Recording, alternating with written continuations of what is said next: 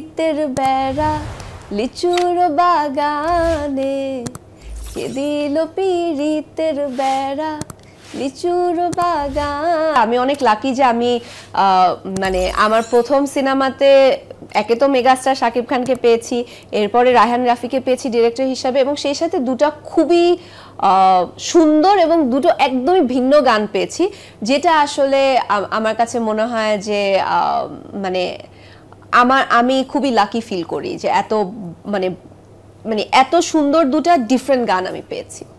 হ্যাঁ, মানে এই গানটার আমি বলবো সব থেকে বড় মানে স্ট্রেংথ হচ্ছে গানটা আবার একটু ফোকও আছে, একটু মাঝখানে রোমান্টিকও, আবার একটু মডার্ন, সবকিছু মিলে। এবং আমরা জানি যে প্রীতম হাসান তো মানে অ্যাজ আ মিউজিশিয়ান অত্যন্ত সাকসেসফুল।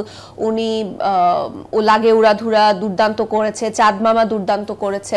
সো এটা আসলে তার ঝুরির আরেকটা অ্যাচিভমেন্ট।